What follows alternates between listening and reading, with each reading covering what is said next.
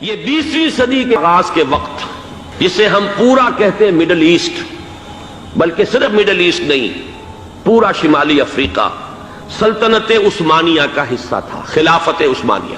Libya, الجزائر، مصر، پورا حجاز، یمن، پورا عراق، شام، اور یہ شام ہی کے حصے ہیں در حقیقت، اردن اور لبنان، یہ سب یہ شام عرب، عراق عرب، یہ پورا علاقہ خلافت عثمانیہ یہ اس کا حصہ تھا۔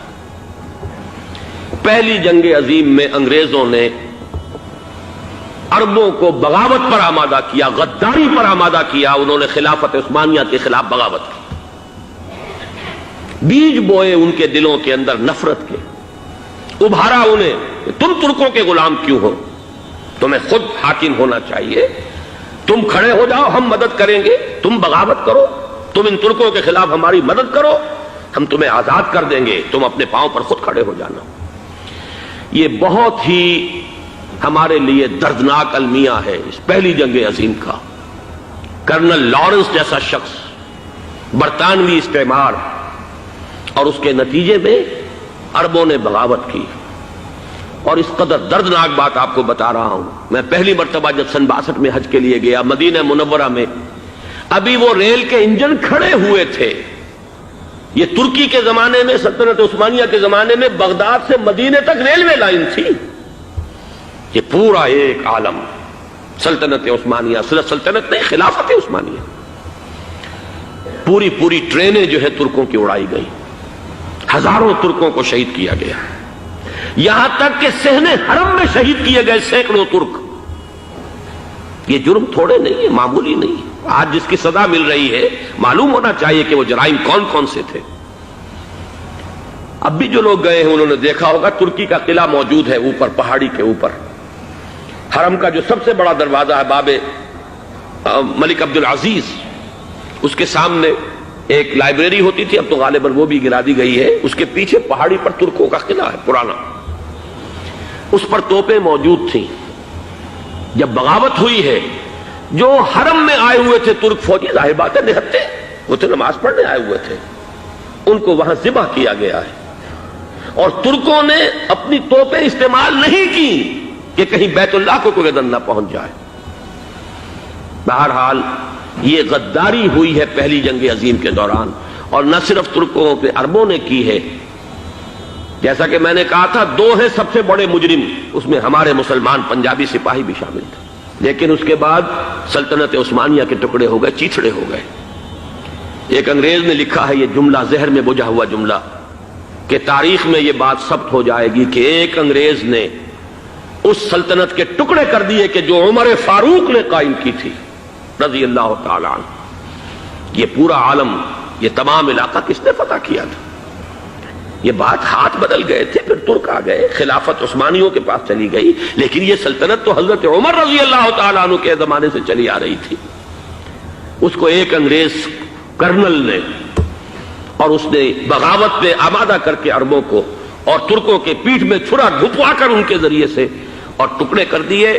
لیکن جب جنگ ختم ہوئی، اب انہوں نے کہا کہ اب ہمیں آزادی دیجیے، تو اب انہیں معلوم ہوا کہ غداروں کو دنیا میں کیا ملتا ہے، ٹکڑے کر دیے گئے۔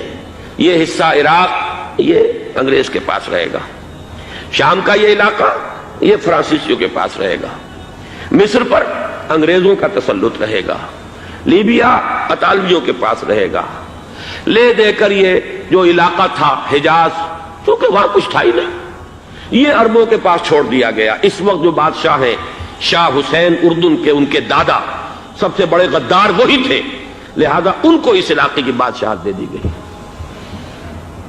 اس کے بعد نجد سے ایک تحریک اٹھی ہے، وہ سعودی جو خاندان ہے وہ نجد سے اٹھا ہے۔ نجد میں اس وقت کچھ بھی نہیں تھا، وہ تو صرف ریت کے تودے تھے اور کچھ بھی نہیں، لہذا ادھر کسی استعماری قوت کو دیکھنے کی ضرورت ہی نہیں تھی۔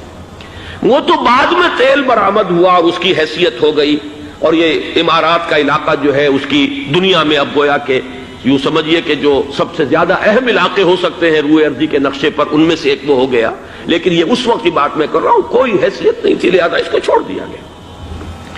یہ ہے تاریخی پس منظر، یہ لکیریں جو کھینچی گئی ہیں، یہ ایک ملت اسلامیہ کو جو قومیتوں میں تقسیم کیا گیا، پھر نعرے لگوائے گئے المصر للمصریین الشام للشامیین. اب شامی ایک علیحدہ قوم ہو چکے ہیں، مصری ایک علیحدہ قوم ہو چکے ہیں، عراقی ایک علیحدہ قوم ہو چکے ہیں.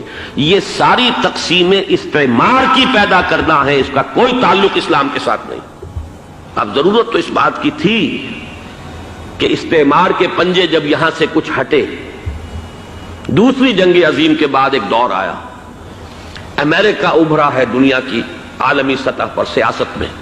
برطانیہ کمزور ہو چکا تھا، وہ اتنے بڑے علاقے کو اب ہولڈ نہیں کر سکتا تھا. ہندوستان بھی آزاد ہوا، پھر یہ کہ اور دوسرے علاقوں سے بھی اس کو پسپائی اختیار کرنی پڑی. استعمار کے پنجے جس طرح بھی ہوئے، ان کے سینوں سے، عربوں کے سینوں سے جو ہے گویا کہ وہ ہٹے. لیکن امریکہ نے ایک اپنی بہت بڑی حکمت عملی جو اختیار کی، عالم عرب کے سینے میں اسرائیل کا خنجر پیوست کر دیا تاکہ یہ کبھی آزاد نہ ہو جائیں، ہمارے انگوٹھے تلے رہے، ہماری پالیسی گورن کرے.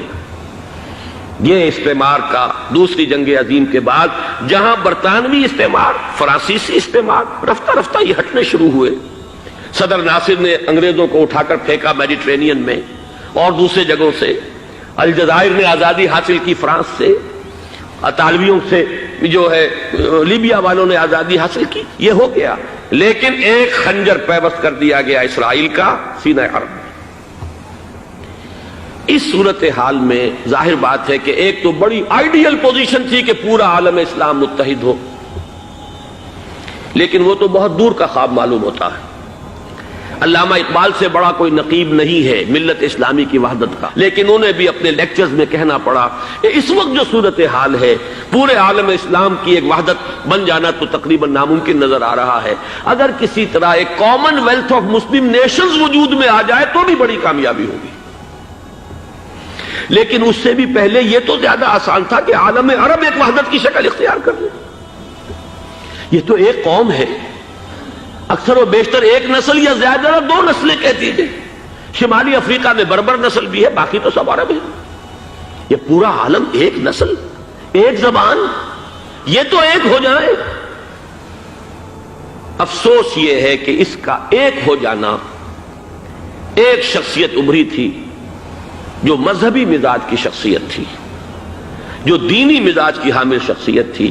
اگر اس کی قیادت میں عالم عرب متحد ہو جاتا تو واقعتاً ایک بہت بڑا جو ہے مرحلہ وہ طے ہو جاتا پوری عالمی ملت اسلامیہ کی ایک وحدت اختیار کرنے کا. وہ شخصیت تھی شاہ فیصل شہید کی. اور اس لفظ کے ساتھ ہی آپ کے ذہن میں آ گیا ہوگا کیوں انہیں شہید کر دیا گیا، کس نے کیا کرایا، کہاں سے تعلیم حاصل کر کے آیا تھا وہ جس نے شہید کیا شاہ فیصل شہید کو. اس کی گردن پر کون سوار تھی، وہ یہودی لڑکی کے جس کے فوٹو بھی شائع ہوئے، ایک گردن پر اٹھائے کھڑا ہوا شہزادہ اپنی ایک یہودی دوست کو، لڑکی کو. اور وہی ہے کہ جس نے جا کر پستول سے شہید کیا ہے. جان میں اچھی طرح جان لیجئے، جیسے بارہا میں نے عرض کیا ہے کہ حضرت عمر کو شہید کرنے والا کہنے کو ابو لولو فیروز تھا، لیکن اس کے پیچھے پورا ایرانی نسل پرستی کا جو پورا پس منظر ہے، اسے تو ہر شخص جس کی ذرا بھی نگاہ جو ہے جو صرف منظر کو نہ دیکھ رہی ہو، پس منظر کو بھی دیکھنے والی ہو، وہ تو جان دے گی کہ ابو لولو فیروز ایک فرد کا نام نہیں تھا، وہ ایران کا انتقام تھا عالم عرب سے. بالکل اسی طریقے سے یہ امریکی استعمار کا ہتھ کنڈا تھا، اسے محسوس ہوا. شاہ فیصل مذہبی مزاج کا شخص یہ ابھر رہا ہے، اور یہ شاہ فیصل کی حکمت عملی کا ذرا آپ اندازہ کیجئے. لاہور میں سمٹ کانفرنس ہوئی، اس میں وہ آئے، اور وہ گویا کہ ایک بہت ہی جس کو کہا جائے کہ ایک بہت ایلڈرلی، ایک بزرگانہ ایک شخصیت جو ہے، اور انہوں نے اپنے دولت کے دروازے، عرب میں وہ مشہور تھے کہ نہایت خسیس اور بخیل انسان ہے، اس لیے کہ وہاں وہ خرچ کرتے تھے حساب کتاب کے ساتھ، لیکن ان کے خزانے کھلے ہوئے تھے عالم اسلام کے لیے. ادھر بھی مدد ہے، ادھر بھی مدد ہے، ادھر بھی کام ہو رہا ہے، ادھر بھی کام ہو رہا ہے. پھر انہوں نے تیل کا ہتھیار استعمال کر کے ایک دفعہ امریکہ کو دن میں تارے دکھا دیے تھے. لہذا ان کا ہٹایا جانا سین سے یہ امریکی استعمار کے لیے لازم تھا.